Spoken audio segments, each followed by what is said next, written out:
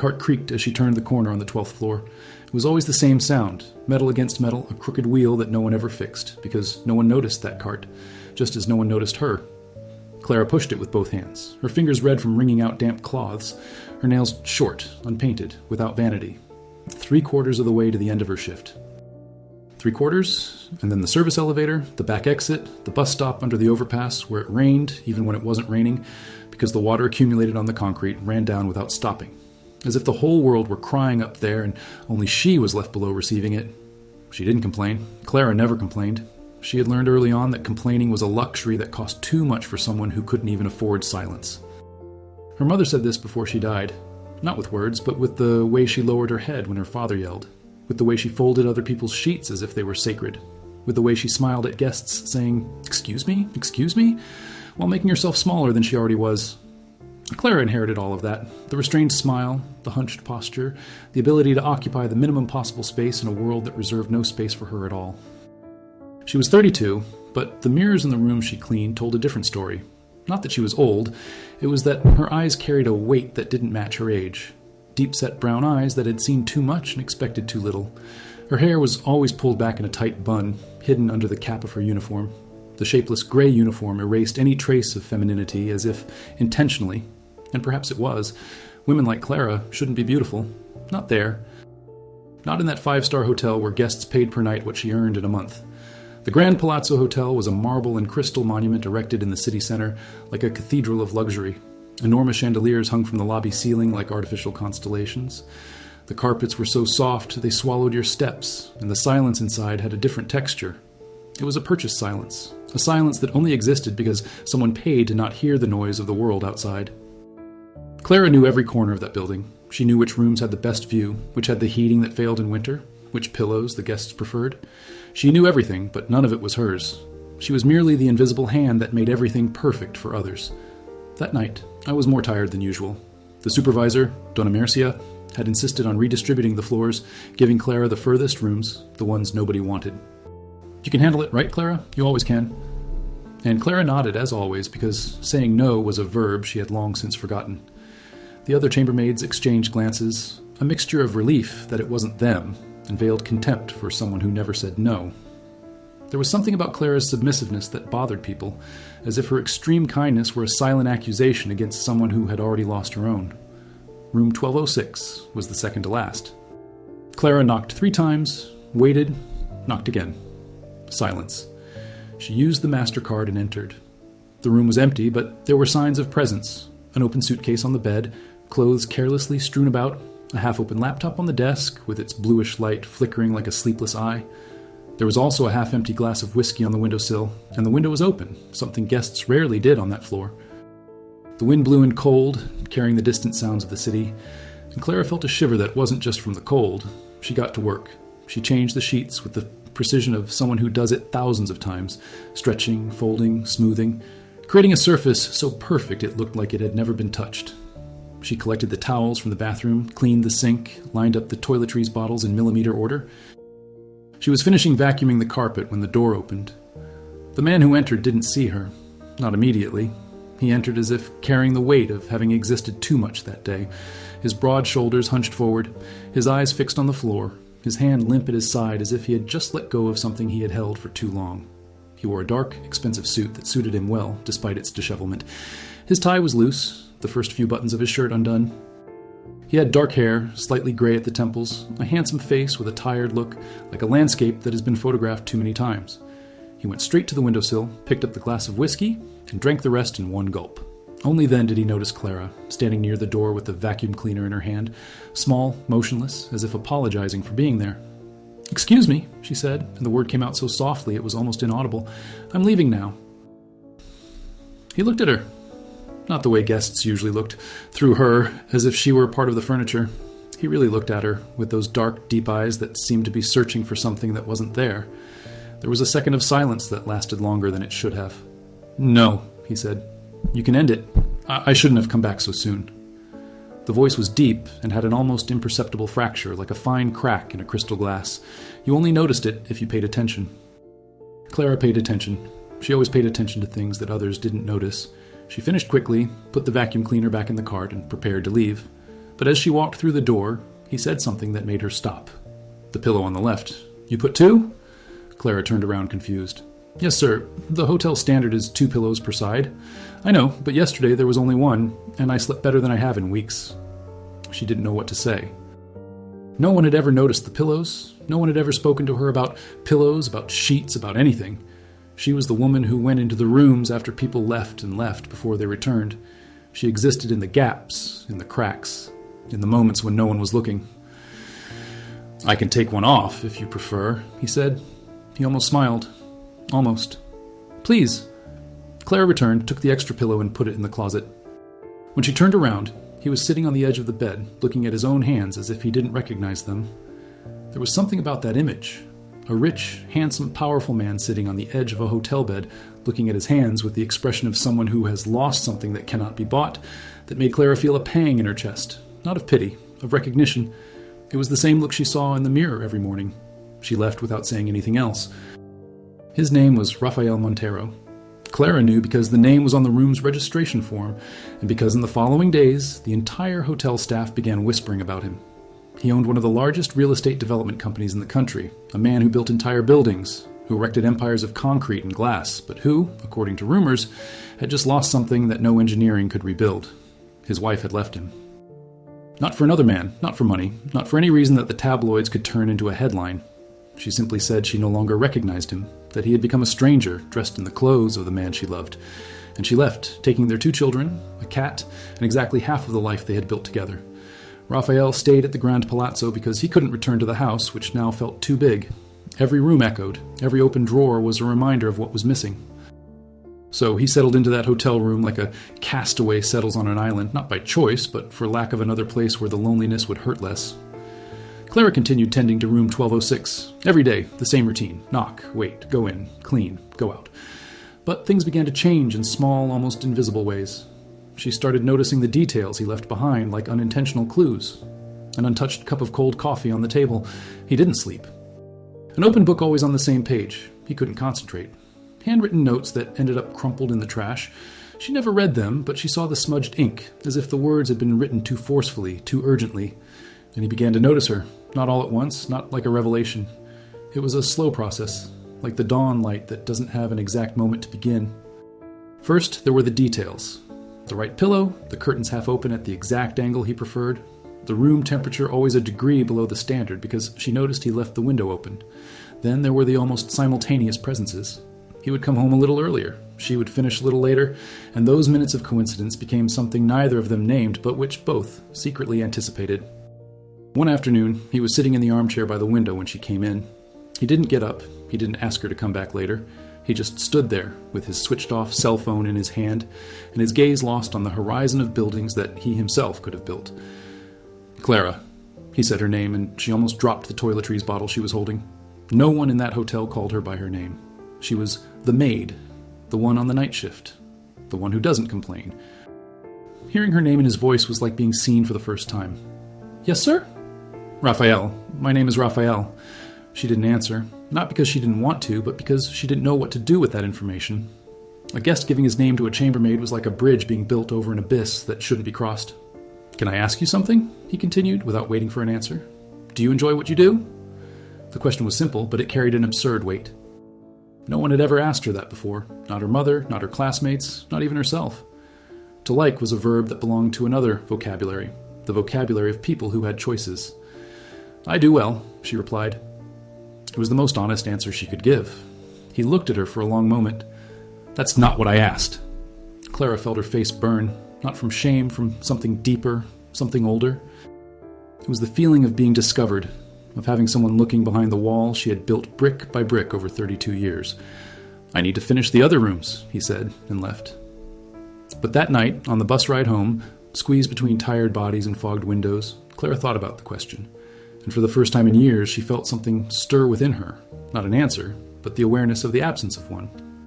Weeks passed, and the routine in room 1206 transformed into a kind of silent ritual. Rafael began leaving things for her, not presents. He was sensitive enough to know which gifts would humiliate her. They were small things, almost accidental. A book on the bedside table with a note. This one is good if you like stories that take their time to unfold. An imported chocolate bar next to the phone, without any note, as if it had appeared on its own. A napkin with a drawing. He drew, Clara discovered, and he drew well. They were quick, urban sketches, and one day there was one that looked like the hotel corridor seen from a strange perspective, as if someone were looking from inside a cleaning cart. Clara didn't take any presents. She didn't touch the chocolate. She didn't open the book. She left everything exactly where it was, as if those things weren't for her, because in Clara's mind, good things were never for her. They were deceptions, fleeting kindnesses destined to evaporate, crumbs that fell from other people's tables, and that she had learned not to pick up because picking up meant hope, and hope was the cruelest form of suffering. But she kept the drawing. He folded it carefully and put it in his uniform pocket, along with the master keys and the badge without a photo. You didn't know why you did that. Maybe because it was the first time someone had seen her from an angle other than top to bottom. The change came the day Donna Mercia humiliated her in front of him. Clara was in the hallway near room 1206 when the supervisor appeared with a grimace that meant someone was going to pay for something they hadn't done. "Clara, room 1190, he complained. They said the towels smelled musty. "I changed all the towels yesterday, Mrs. Mercia." "Are you calling me a liar? Or are you saying the guest is a liar?" "No, ma'am, you just did nothing." "Go there now, change everything again, and apologize. And next time, do it right the first time." Clara lowered her head, as she always did, as her mother did, as all the women in her family did. The bowed head was an inheritance, passed down from generation to generation like a survival gene. Not of pride, but the kind that keeps you alive, employed, invisible. She didn't see Rafael standing in the doorway, but he saw everything. He saw how her shoulders slumped more than usual. He saw how she swallowed the words she wanted to say. He saw her hand tremble slightly as she pushed the stroller back down the hallway. That night, when Clara entered room 1206, the room was different. Not physically, everything was in the same place. But Rafael was standing near the window with an expression she didn't recognize. It wasn't pity, it wasn't anger. It was something between indignation and tenderness, as if he had seen something that had personally hurt him. "That woman," he said without preamble. "Does she always talk to you like that?" Clara stood motionless. "She's my supervisor." "That doesn't answer the question." "Answer yes," Clara said, and for the first time there was something in her voice that wasn't submission. It was truth. A truth so naked and so simple that it needed nothing else around it. Rafael remained silent. Then he said softly, "You deserve better than this." And that's when something inside Clara cracked. It didn't break, it cracked, like a wall that has held water for years and finally lets a drop escape. She felt her eyes burn, and for a moment of utter terror she thought she would cry in front of that man, in that room that wasn't hers, wearing that uniform that silenced her. But she didn't cry. She pressed her lips together, took a deep breath, and said, "You don't know me." "I know," he replied, "but I want to." Clara left the room with her heart pounding at a rhythm she didn't recognize. It wasn't fear. It wasn't exactly joy. It was the unsettling feeling that something had begun, something she hadn't asked for, hadn't planned, and didn't know how to stop. In the following days, she tried to keep her distance. She arrived earlier, worked faster, avoided the times when he might be in the room. But the distance didn't work because it wasn't a distance of meters. It was of worlds. He was everything she wasn't. Rich, visible, powerful, surrounded by options. And she was the woman who changed his sheets. The asymmetry was so brutal that any approach seemed like cruelty disguised as kindness. He was the one who bridged the distance. Not with grand gestures, not with declarations, not with anything that could be mistaken for the arrogance of someone who thinks money buys access to anyone. He did it in the only way that could work with someone like Clara, with patience. He started waiting for her in the lobby at the end of his shift with 2 cups of coffee from the machine on the service floor, not from the hotel restaurant, the machine the employees used. Clara noticed this. He wasn't trying to impress her, he was trying to reach her. The first time she refused the coffee, the second time she took the cup but didn't drink. The third time, they sat on the steps of the emergency exit and remained silent for 10 minutes, and that silence said more than any conversation Clara had ever had in her life. He told her about his wife who left, not seeking pity, but trying to understand what happened. She said, "I lost myself, that I became obsessed with work, that I forgot how to be a person. And the worst part is, she was right." Clara listened, not because it was polite to listen. She listened because she recognized that pain, the pain of being insufficient, the pain of losing something, not because you did something wrong, but because you lost yourself without realizing it. "I got lost too," Clara said one night, the words slipping out before she could stop them. "I guess I never really found myself." He looked at her with that intensity she already knew, but which still disarmed her. Maybe we don't meet alone. Maybe you need someone to see you so you know where you are. Clara wanted to believe. She wanted to with a hunger that frightened her. But life had taught her that believing was the first step towards falling, and she was already too tired to get up again. The rupture came from outside, as it always does. One of the chambermaids saw the two of them on the emergency staircase, and the news spread through the hotel like wildfire. Dona Mercia called Clara into the manager's office. She wasn't alone. The general manager was there, a man in an impeccable suit who had never spoken to Clara in 7 years. "Mr. Monteiro is an important guest," said the manager, in that tone that seems calm but cuts like glass. "We can't have this kind of situation. You understand, don't you?" Clara understood. She understood perfectly. What he was saying, without saying it, was, people like you don't mix with people like him. The world has levels, and you belong on the service level. If there are any further incidents, we will need to reconsider our position. Clara left the room with the same expression she entered with. Neutral, restrained, invisible. But inside, something burned. It wasn't anger at the manager or the supervisor. It was anger at herself for having allowed a sliver of light in, for having sat on those stairs, for having heard that man say he wanted to get to know her. The light hurt more than the darkness because the darkness was familiar. She decided to call it quits. That night, she went into room 1206 for the last cleaning of her shift, determined to be just what she had always been, the chambermaid, the invisible hand, the nameless woman. But when she opened the door, she found Rafael sitting on the floor, leaning against the bed, phone in hand, eyes red. He had been crying, and he didn't try to hide it. "My daughter," he said, his voice breaking.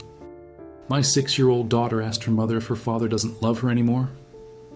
Clara stood frozen in the doorway. Everything inside her told her to leave, to keep her distance, to protect herself, but there was something stronger than protection. Something she couldn't name, but which pulled her into that room like a tide. She went in, she closed the door. She sat on the floor beside him without saying anything. And they stayed like that, the two of them on the cold floor of a hotel room, two strangers who recognized each other in the darkness of the other. She didn't touch him, he didn't touch her, but there was something in that silent closeness that was more intimate than any touch. After a long time, Clara said, "You need to go back to her, to both of them." "I know. Not tomorrow. Now." He turned his face to her. "And what about us?" The word "us" hung in the air like a musical note, no one knowing if it's the beginning or the end of a song. Clara felt every letter of that word in her chest, but said, "There is no us, Rafael. There is what you need to do and what I need to accept."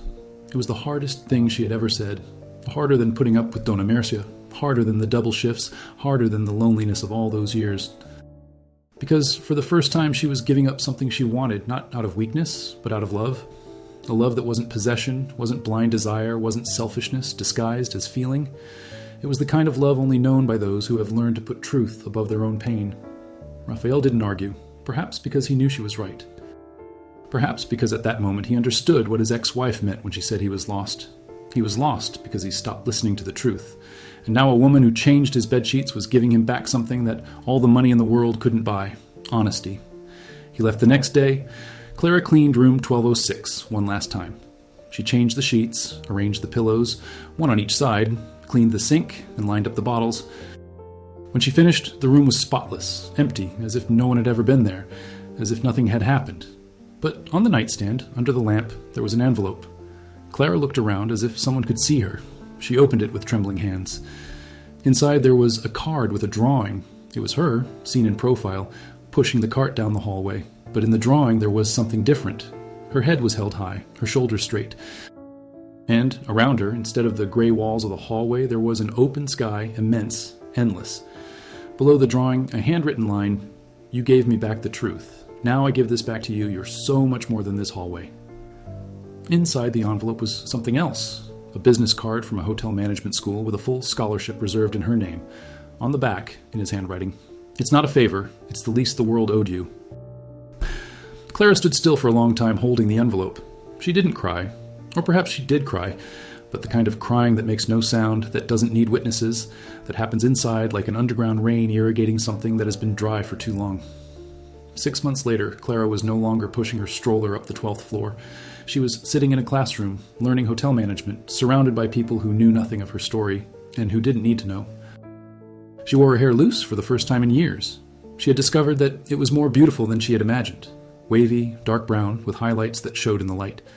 A year later, She was an assistant manager at a smaller, less luxurious hotel, but one where she knew every employee by name and treated every chambermaid as she would have liked to be treated. Sometimes, at the end of her shift, she would sit on the service stairs with a coffee in her hand and think of him. Not with longing for romance, with gratitude, for the question no one had asked, for the drawing that changed her perspective, for the night on the cold floor where two lonely people met without possessing each other. Rafael reconciled with his family. Not all at once. True reconciliations never happen overnight. It was a slow process of relearning to be present, to turn off his phone during dinner, to sit on the floor to play with his daughter, to look at his wife and say, "I see you." He never told them about Clara. Not because it was a dirty secret, but because some stories belong only to the people who lived them, and explaining would diminish what happened.